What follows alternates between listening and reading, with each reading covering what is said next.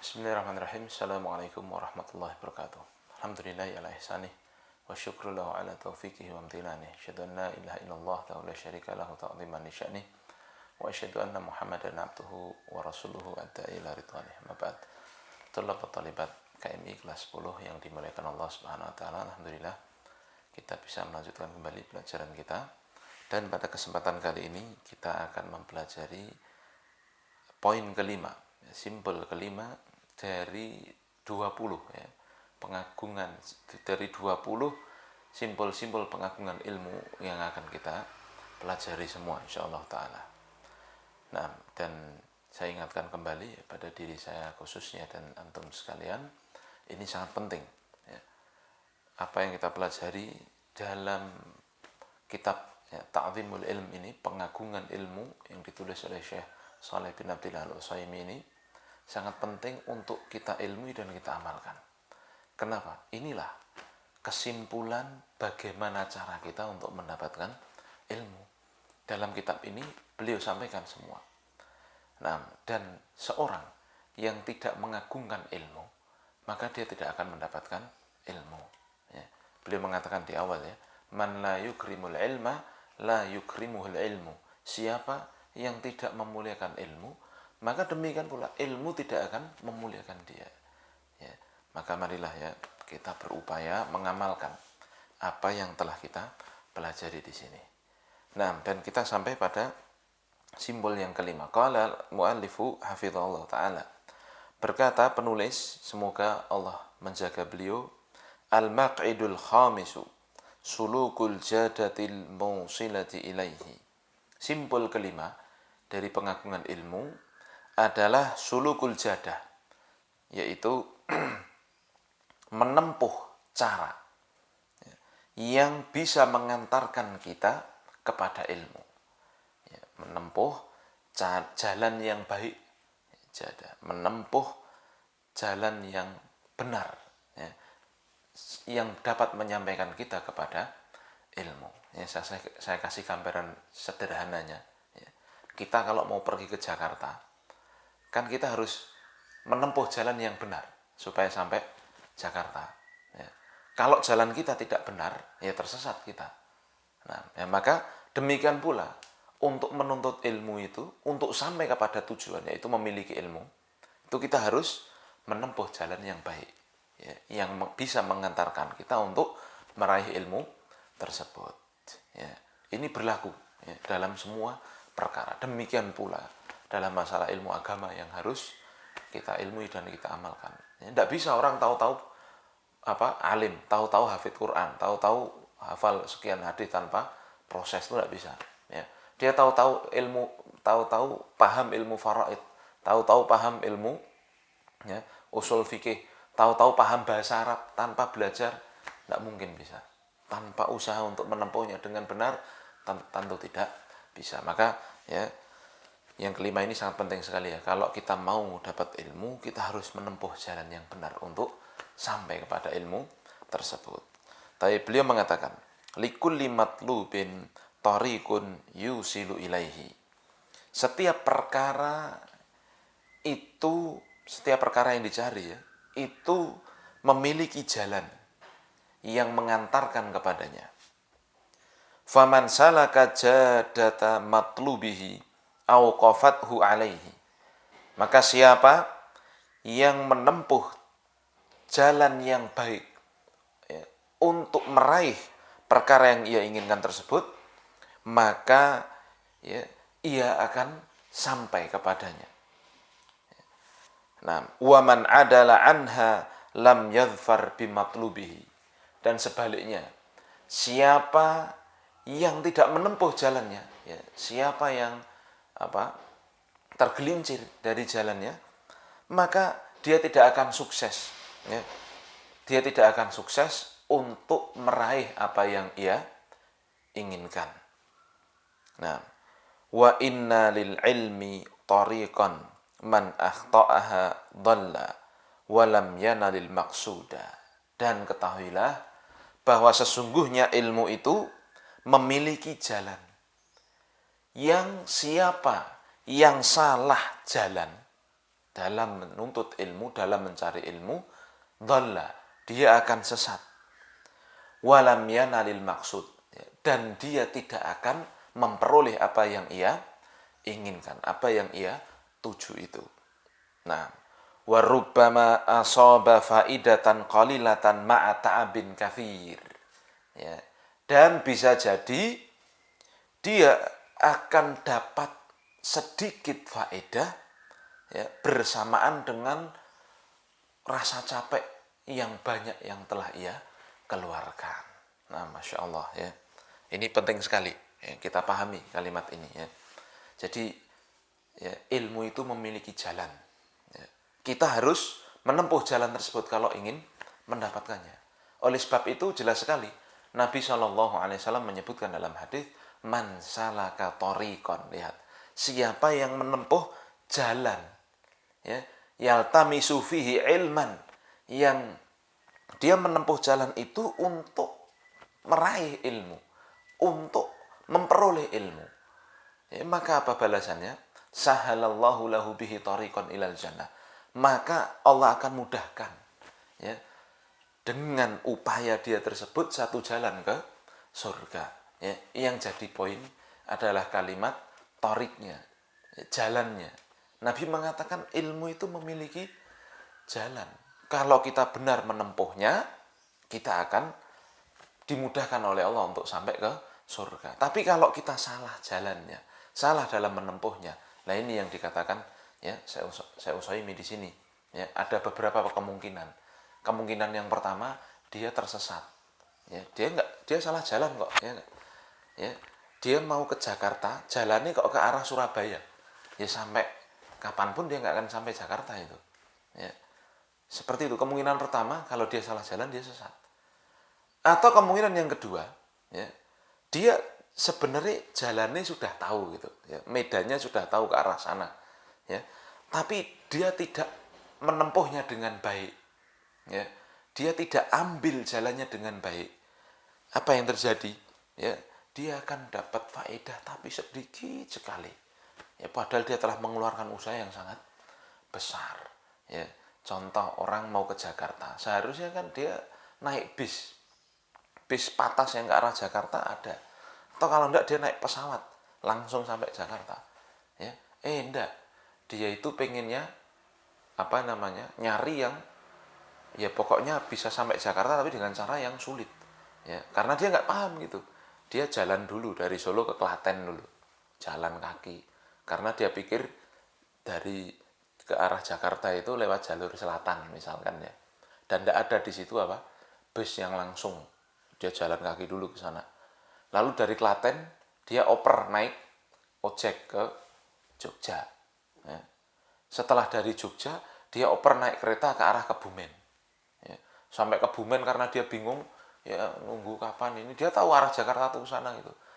Karena dia nggak mau tanya juga, nggak mau berusaha yang benar bagaimana, dia akhirnya jalan kaki lagi, bayang pun.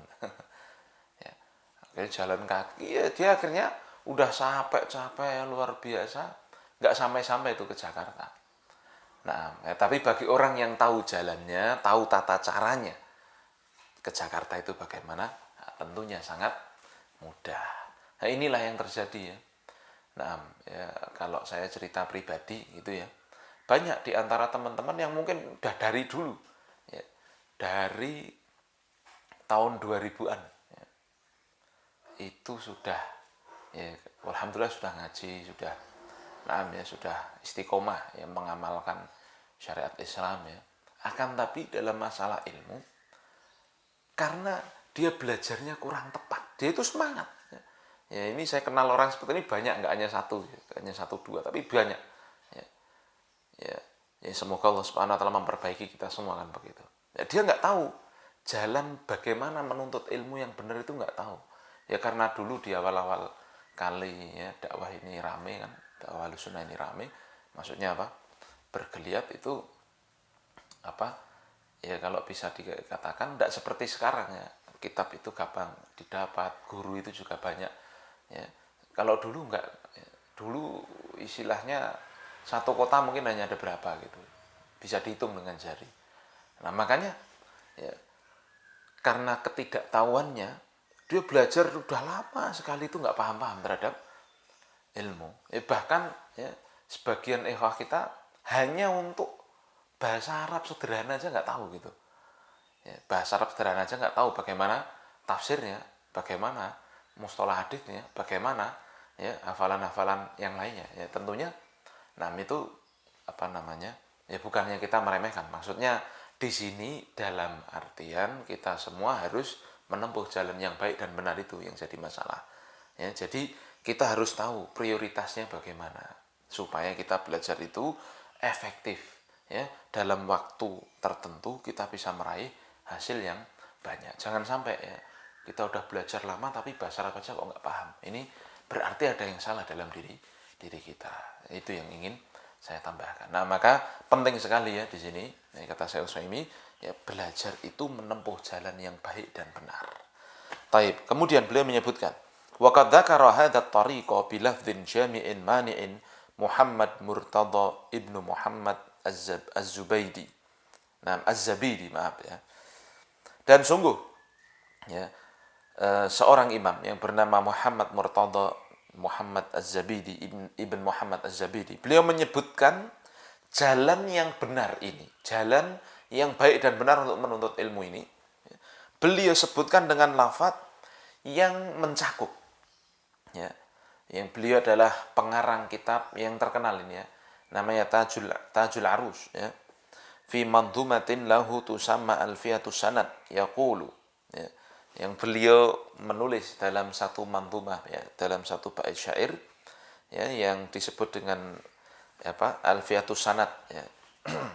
Beliau mengatakan di dalamnya, fama hawal ghayata fi alfi sanah syakhsun fakhud min kulli fannin ahsana bihifdhi matnin jami'in lirrajihi ta'khudhuhu ala mufidin nasihi. Ya, fama hawal ghaya, seorang itu tidak akan bisa memperoleh ya, semua tujuannya dalam 1000 tahun. Masya Allah, beliau sudah gambarkan dengan jelas, seorang itu 1000 tahun hidup, dia nggak akan dapat semua apa yang dia tujukan, apa yang dia ingini nggak akan dia peroleh. Maka fakhud min kulli fannin ahsana, dalam ilmu itu walaupun orang hidup 1000 tahun tidak akan dapat semuanya ya, makanya sebagian ulama ya mengatakan ya, idza a'taita julla waqtika julla hayatika lil ilm sayu'tikal ilmu na'am haddan minhu. Jika kau berikan seluruh waktumu untuk ilmu, ilmu itu hanya akan memberikan sebagian, Masya Allah, hanya memberikan beberapa bagian darinya. Itulah, ilmu itu sangat banyak cobaan. Siapa yang bisa mutafanin, ahli dalam semuanya tuh 1000 tahun dia belajar, tidak akan bisa itu. Ya, maka di sini beliau arahkan. Ya, kalau mau menuntut ilmu, ya, beliau arahkan di sini. Lihat, orang itu kalau udah hidup 1000 tahun mau dapat semua ilmu, tidak bisa. Maka bagaimana caranya? Fakhud min kulli fannin ahsanah, maka ambillah dari setiap bidang ilmu itu yang terbaiknya. Jadi diambil intisarinya dari setiap bidang ilmu itu. Caranya bagaimana? Lihat ini. Bihifdhi matnin jami'in lirrajihi. Dengan cara menghafalkan matan. Ya, matan-matan yang mengumpulkan. Jami' itu ringkas, tapi maknanya mencakup semua gitu. Itulah yang disebutnya matan dalam menuntut ilmu. Matan itu apa? Matan itu gampangannya ringkasan ilmu yang disajikan oleh para ulama ya, dengan bahasa yang ringkas ya, tapi mencakup ya, banyak, mencakup bidang ilmu yang sangat banyak. Contoh, kita sedang belajar matan usul thalathah kan. Nah, maka di situ ya, penulisnya ya menulis tentang bagaimana itu pengenalan terhadap Allah, Nabi Muhammad, dan juga agama Islam secara global. Kalau kita hafal matan usul thalathah, insya Allah kita akan kenal Allah, kenal Nabi, kenal agama Islam dengan global, dengan baik, insya Allah begitu. Nah, nanti juga sama, ada ilmu agama itu banyak ya, dan matan-matan para ulama itu luar biasanya, para ulama ya, telah dituliskan ya. Dan kita caranya, kita hafal matan-matan yang lafadznya ringkas namun memiliki cakupan bidang ilmu yang sangat banyak. Nah ini ya, yang rojih itu apa? Yang rojih itu adalah yang mu'tabar, yang mustanad, yang bisa diambil, yang disandarkan kepada ulama yang memang ya mutafanin, yang memang ahli dalam bidangnya. Jadi kita ambil ilmu dari matan yang ditulis oleh ulama-ulama yang memang ahli dalam bidangnya. Naam ya, ta'khuduhu ala mufidin nasihi, dan kau ambil ilmu itu dari guru yang memiliki dua karakter, yang bisa memberi faedah dan bisa memberi nasihat. Bagaimana itu nanti kita akan ya baca dalam penjelasannya. Nah, kemudian Syekh Utsaimin ya mensyarah ataupun membahas dari bait syair yang kita baca ini ya. Fatariqul ilmi wajadatuhu mabniyatun ala amroini. Ya, beliau mengatakan, maka dari situ kita tahu bahwa jalan ilmu itu ya, jalan untuk menuntut ilmu dengan baik dan benar itu dibangun di atas dua perkara. Man akhadha bihi ma kana mu'azziman lil ilmi. Siapa yang mengambil dua perkara ini, dua jalan dalam menuntut ilmu ini, maka dia adalah seorang yang mengagungkan ilmu. Li'annahu yatlubuhu min haitsu yumkinul wusula ilaihi. Karena ia mengambil ilmu itu dari arah, dari situasi yang dia bisa sampai kepadanya. Apa dua perkara itu? Beliau mengatakan fa'ammal amrul awal fahifdzu matnin jami'in lirrajihi. Cara pertama untuk mendapatkan ilmu itu adalah menghafalkan matan ya, yang mengumpulkan ya, bidang ilmu yang memang matan itu apa?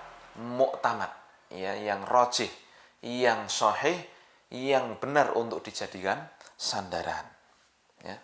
Beliau mengatakan fala buddha ya, min hifdzin ya.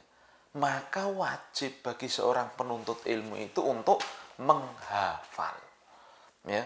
Wa man dhanna annahu yanalul ilma bila hifdzin fa innahu yatlubu muhalan. Lihat, maka siapa yang menyangka, siapa yang mengira ya, bahwa untuk meraih ilmu itu bisa ia dapatkan tanpa menghafal, maka sungguh dia itu mencari sesuatu perkara yang sia-sia ya, perkara yang tidak ada gunanya ya. Nah, maka di sini jelas sekali ya, hafalan itu penting dan sangat dibutuhkan ya. Karena semua bidang ilmu agama itu dihafalkan ya. Maka tidak mungkin itu ya orang ya akan berilmu tanpa hafalan, itu mustahil begitu ya, gampangannya begitu. Syekh Utsaimin mengatakan demikian, mustahil orang ya berilmu tanpa hafalan, itu mustahil ya. Al-Quran dihafalkan, hadis dihafalkan ya, nanti pendapat-pendapat fikih dihafalkan ya. Masya Allah ya. Demikian pula perkataan ulama dalam bidang-bidang ilmu itu dihafalkan ya. Perkataan Imam Syafi'i ketika mengomentari ayat ini ya. Perkataan Ibnu Katsir ketika mengatakan begini ya, ini semua ya, butuh hafalan ya.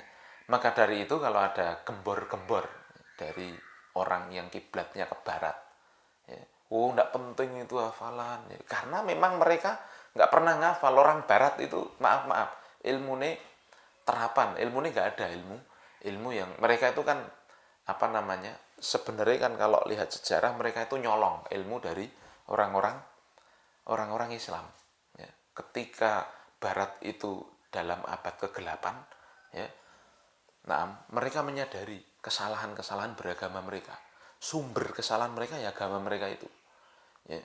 Lalu ketika mereka setelah dalam abad ke-8 mereka berusaha untuk keluar dari abad ke-8 itu yang mereka sebut dengan Renaissance katanya ya. Lalu mereka mengembara ke seluruh penjuru dunia ya, dengan 3 semboyannya kan, gold, glory, gospel ya, nyari harta, nyari jajahan, dan nyari nyebarkan agama, kan mereka begitu.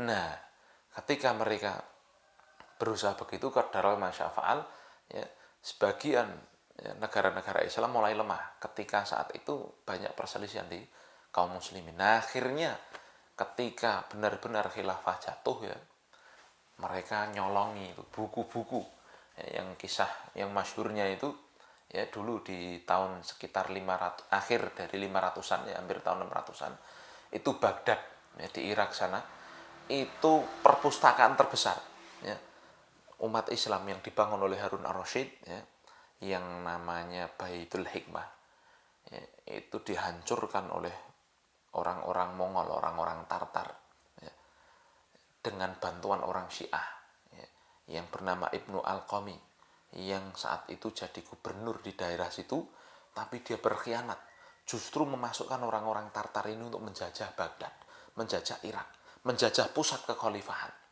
Akhirnya kekhalifahan jatuh, daerahnya dihancurkan, ya, di bumi hanguskan, ya.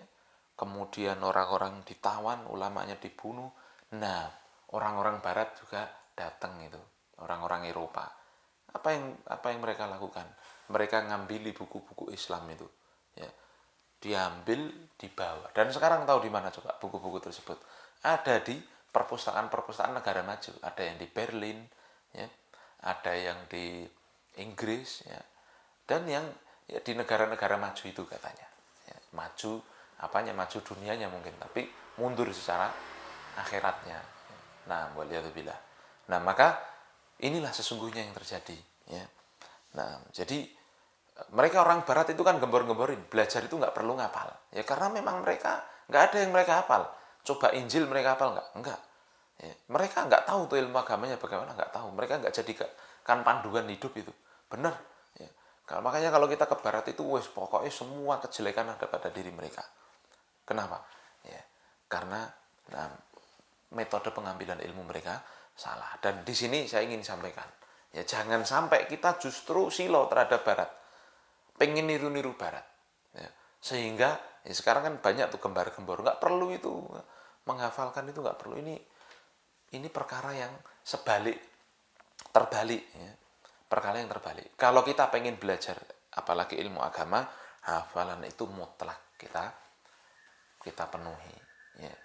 Nah, maka kesimpulannya tadi ya, siapa yang menyangka belajar ilmu itu tanpa menghafal itu mustahil akan bisa dia. Nah, ya kita akan merasakan sendiri itu bagaimana hafalan itu sangat penting bagi kita. Kemudian saya Utsaimin melanjutkan ya, wal mahfuzul muawwalu alaihi huwal matnul jami'ul lirajihi ay al mu'tamadu inda ahlil fan ya. Dan ya, ilmu-ilmu yang dihafal itu ya, yang dipakai itu adalah matan-matan yang jami', yang rajih, yang ringkas padat, mencakup dan ditulis oleh ya, ahli ilmu yang merupakan sandaran di bidangnya. Dan insya Allah kita akan kenal ini ya. Nah, matan-matan penting yang akan kita pelajari ya, dalam kurikulum target kurikulum ya, KMI ini ya. Misalkan dalam mustalah hadits nanti kita akan membaca matanya apa ya, ada di situ Baikuniyah ya. Nah, dalam bahasa Arab nanti akan ada ya, matan al-jurumiyah ya.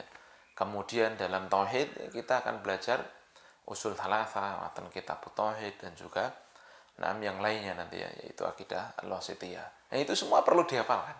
Agar apa? Agar kita, kalau kita menghafal matan mustalah hadits, berarti insya Allah kita tahu ilmu mustalah hadits begitu. Karena di situ Al-Imam Al-Baiquni menjelaskan ya, bagaimana istilah-istilah hadits itu dengan rinci begitu. Nah, dan ada 34 bait saja. Itu kan berarti jami' rajih kan. Ya, sudah ringkas dan mengumpulkan seluruh perkara di dalamnya. Nah, ya.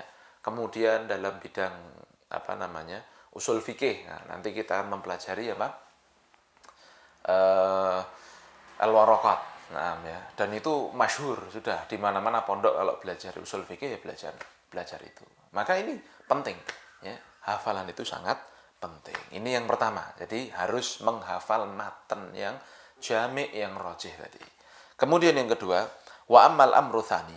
Ya, adapun perkara yang kedua yang dikatakan ya, sebagai jalan yang benar ketika menuntut ilmu itu adalah fa'akhdhuhu ala mufidin nasihi. Dia ambil ilmu itu ya, kepada guru yang mufid, yang nasih. Apa itu? Guru yang bisa memberi faedah, lagi bisa memberikan nasihat. Fatafza'u ila syaikhin tufahimu anhu ma'anihi. Maka kau ambil ilmu itu dari guru yang bisa memahamkan engkau terhadap makna-makna ilmu itu. Yattasifu bihadainil wasfaini. Yang mana guru itu disifati dengan dua sifat ini. Gurunya memiliki dua sifat ini. Fa amma awwaluha, adapun yang pertama sifat dari guru yang kita bisa ambil ilmunya, al-ifadah. Gurunya harus mufid tadi, ifadah. Bisa memberi faedah. Apa maksudnya? Wahiyal ahliyatu fil ilmi. Gurunya itu adalah orang yang memiliki keahlian dalam bidang ilmu. Fayakunu mimman urifa bi talabil ilmi wa talaqihi hatta adraka. Maka ia itu merupakan orang yang dikenal dengan proses menuntut ilmunya. Jadi dia orang yang dikenal dia itu pernah menuntut ilmu begitu, lalu mengambil ilmu itu sampai dia menguasainya. Nah, fasarat lahu malakatun qawiyatun fihi.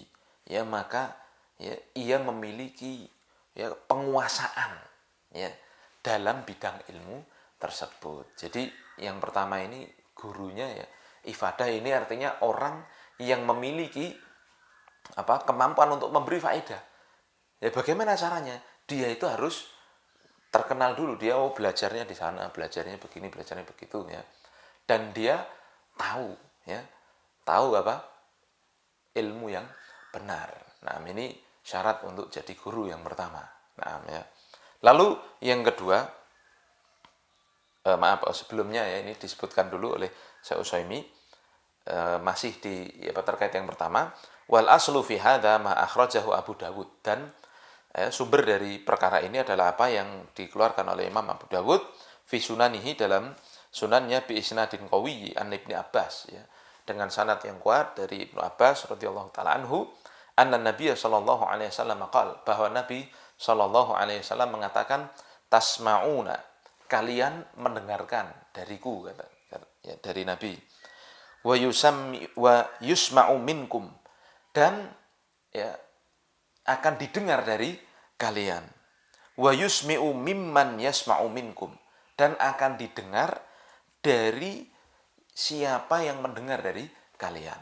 Maksudnya apa? Ini yang dikatakan sanad. Ini yang dikatakan ilmu itu turun temurun. Nah, ilmu itu warisan. Warisan dari siapa? Warisan dari Nabi. Yang namanya warisan kan, kalau bahasa gampangnya, enggak lebih dan enggak kurang kan begitu. Kan? Nabi SAW kan mengatakan innal anbiya'a lam yurithu dinaron wala dirhama. Sungguh para nabi itu tidak mewariskan dinar dan dirham. Walakin yurithul ilma. Akan tapi para nabi itu mewariskan ilmu. Faman akhadhaha akhadha bihadin wafirin. Siapa yang mau mengambil warisan Nabi yaitu ilmu, maka dia mengambil bagian yang cukup. Nah, kata Nabi SAW dalam hadits yang diriwayatkan Ibnu Abbas di Sunan Abu Dawud ini, Nabi mengatakan metode menuntut ilmu itu seperti ini. Tasma'una, kalian mendengar. Yang dimaksud ini siapa? Para sahabat. Sahabat mendengar ilmu dari siapa? Dari Nabi. Paham kan? Ini. Lalu kemudian wa yusma'u minkum. Lalu kalian akan didengar, yaitu setelah sahabat mendengar dari Nabi, akan didengar dari para sahabat. Maksudnya orang-orang itu yang hidup setelah zamannya sahabat, zamannya Nabi, setelah zamannya Nabi, murid-murid sahabat akan mendengar dari para sahabat. Kan begitu. Wa yusma'u mimman yasma'u minkum, dan akan didengar siapa yang mendengar dari kalian, yaitu generasi di bawahnya tabi'in itu akan mendengar dari sahabat. Jadi Nabi, sahabat, tabi'in. Nabi mengatakan didengar oleh para sahabat. Sahabat mengatakan, menyampaikan, didengar oleh generasi di bawahnya. Terus nanti generasi ini mendengar dari generasi atasnya, menyampaikan ke generasi bawahnya. Terus saja sampai sekarang. Nah, maka itulah pentingnya ilmu, dan semuanya ada jalur periwayatannya. Nah, ya, maka sangat penting ya bagi kita untuk menyadari perkara ini, bahwa ilmu ini warisan, tidak bisa kita peroleh dengan cara tiba-tiba. Taib, ya, harus kita berusaha untuk mendengarkan dari generasi ke generasi. Taib, ya. Wal ibratu bi umumil khitabi la bi khususil mukhatabi. Ya. Dan di sini kata Syekh Utsaimin, ya, ibrah, pelajaran yang bisa diambil, ya. Nah, hukum yang bisa diambil, ya, itu dengan, ya, bi umumil khitab, ya, dengan apa umumnya apa konteks pembicaraan, bukan dengan pengkhususan siapa yang diajak bicara. Ya, kalau yang hadis tadi kan seolah-olah yang diajak bicara Nabi kan 3 generasi saja kan, ya, generasi di area Nabi, ya, di sekitar Nabi, yaitu sahabat di masa Nabi, lalu generasi setelahnya dan generasi setelahnya, kan begitu seolah-olah. Tapi, ya, kata Syekh Utsaimin di sini, ya, yang namanya ibrah, pelajaran dari satu nas, satu dalil, itu bukan, ya, kemudian apa yang dikatakan kepada para sahabat saja, tetapi itu menjadi warisan umat Islam. Ya, sebagaimana Al-Quran juga demikian. Ya, para ulama mengatakan al-ibratu, ya, bi umumil lafaz la bi khususi sabab, kan begitu. Ibrah itu dengan umumnya lafaz, bukan dengan khususnya asbabun nuzulnya. Jadi misalkan ayat Al-Quran turun dalam satu kejadian, ya, itu bukan bermakna hanya kejadian itu aja begitu, tapi bermakna sampai besok hari kiamat. Kalau ada kejadian yang semisal, itu bisa dihukumi dengan perkara tersebut, begitu. Nah, ini juga sama, hadis ini, ya, bermakna umum untuk siapapun, bukan hanya untuk generasi sahabat dan setelahnya. Tapi, ya, ini bermakna umum, siapa yang mau mencari ilmu, caranya begitu. Ya, dengar dari atasnya sampai nanti bersambung kepada Nabi Shallallahu Alaihi Wasallam. Ya. Kemudian fala yazalu min, ya, mu'alimil ilmi fi hadhil ummati an ya'khudhal khalifu anis salifi. Ya. Maka senantiasa ada, ya, dari ahli ilmu di masa ini, ya, di umat ini, yang mengambil ilmu dari para pendahulunya. Jadi kita yang datang setelahnya ini mengambil ilmu dari para pendahulu kita. Itulah ilmu, ya. Nah, maka Imam Ahmad bin Hanbal juga mentanbih, ya. Beliau mengatakan hati-hati kalian, ya, dari berbicara dan kalian tidak memiliki imam sebelumnya. Ya, hati-hati dari ngomong dalam perkara agama kok tidak ada pendahulunya, itu hati-hati. Karena jangan-jangan itu adalah apa? Bid'ah. Itu adalah perkara baru dalam agama yang muncul dari ide-idenya ataupun hawa nafsu yang didorong oleh setan, bukan dari agama. Nah, maka itulah, ya, ilmu itu ngambil dari generasi sebelumnya sampai Nabi Shallallahu Alaihi Wasallam. Itulah ilmu. Nah, ya, jadi kita sama tadi, ya, guru kita ambil dari guru yang memang dikenal, ya, dia itu memiliki ilmu, dia tolabul ilmi, ya, sampai dia mendapatkannya, kemudian dia orang yang mutafanin, ya, orang yang memiliki ilmu, ahli dalam bidangnya. Kita ambil dari guru yang seperti itu. Nah, ya, dan alhamdulillah di KMI sendiri, ya, rata-rata, ya, alhamdulillah gurunya mutafanin, insyaallah, ya, di bidangnya, ya. Kalau guru matematika, ya, belajarnya dulunya kan ilmu matematika, ya. Guru Al-Quran, ya, alhamdulillah belajarnya juga Al-Quran, ya. Guru bahasa Arab, alhamdulillah, ya, ustadz-ustadz alumni Libya, ya. Nah, demikian pula ilmu-ilmu yang lainnya. Nah, itu ada sandarannya, ada silsilahnya, insyaallah taala. Taib, ya. Kemudian, ya, amal wasfu tsani, kata Syekh Utsaimin, adapun sifat kedua dari seorang guru yang bisa diambil ilmunya, fahuwan nasihah, yaitu nasihat, ya. Apa maknanya? Wa tajma'u ma'nayaini tsnaini, yang dimaksud, ya, gurunya ini, ya, bisa memberi nasihat, ya, mengandung dua perkara di sini. Ahaduhuma salahiyatu syaikhi lil iqtida'i bihi wal ihtidai bihadihi, ya, wa dallihi wa samtihi, ya. Guru yang bisa memberi nasihat itu yang pertama adalah apa?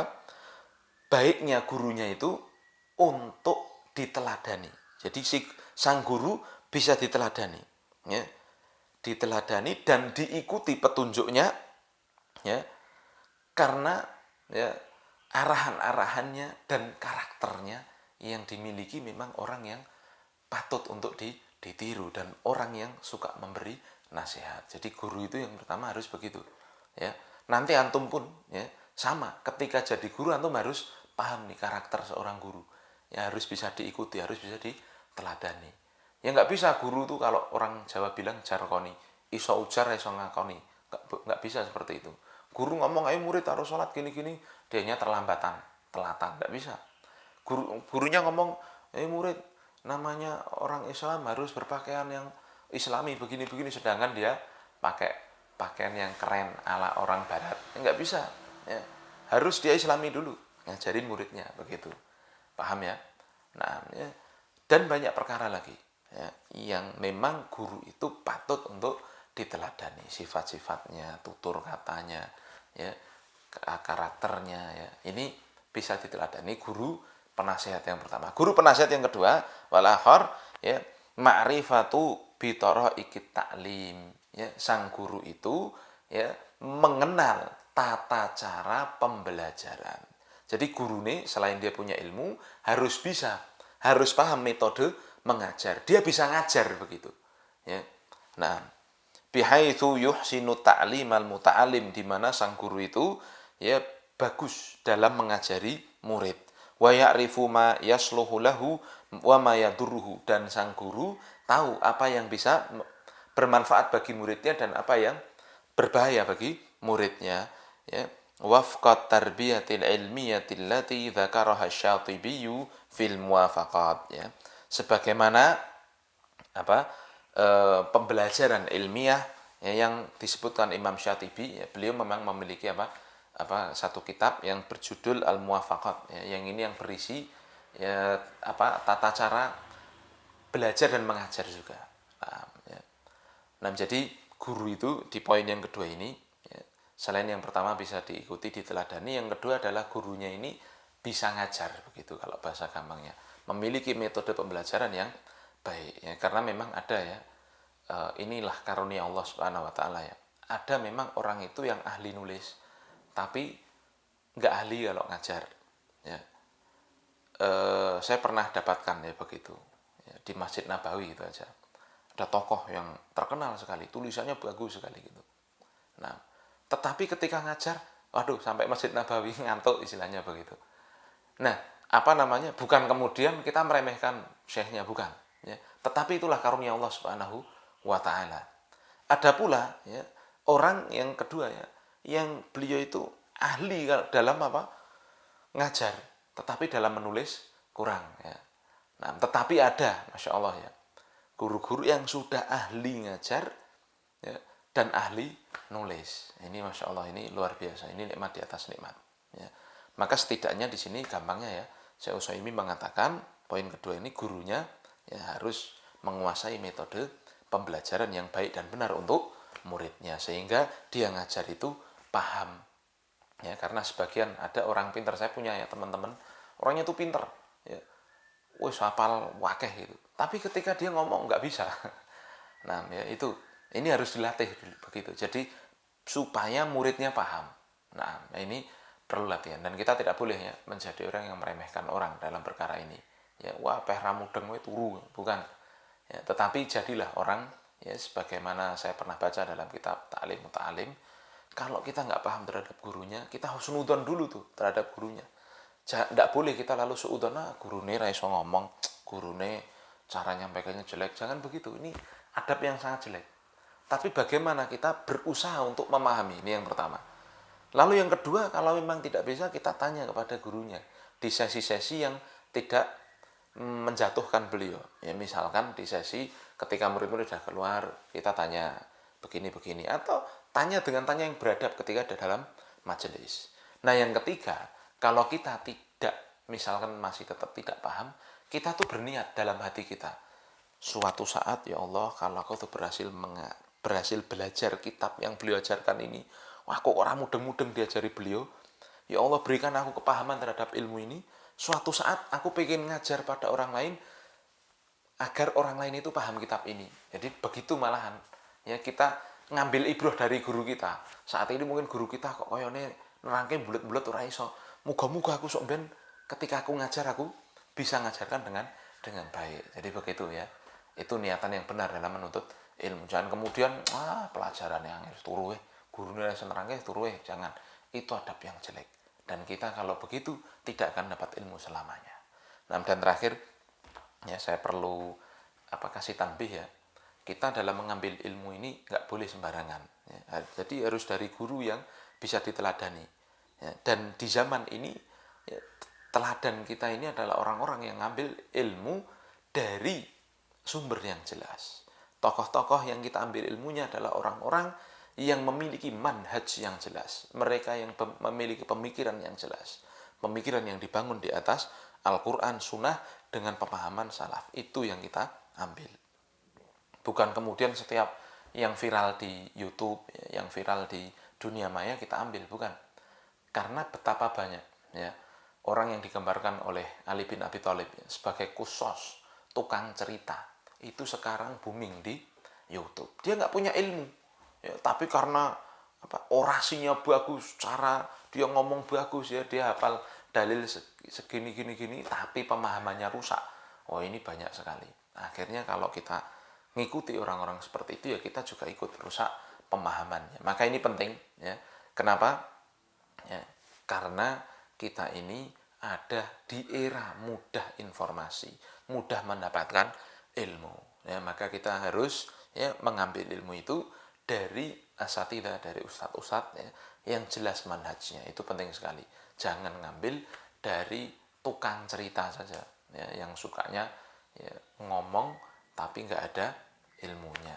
Tapi kalau membawa perasaan orang enak begitu ya. Jadi bukan seperti yang kita cari, tetapi ya, yang benar-benar menyampaikan agama dengan benar, menyampaikan ini yang hak, ini yang batil, mengajak orang untuk mengikuti kebenaran ya, sesuai dengan manhaj salaf. Itulah yang kita ikuti siapapun orangnya.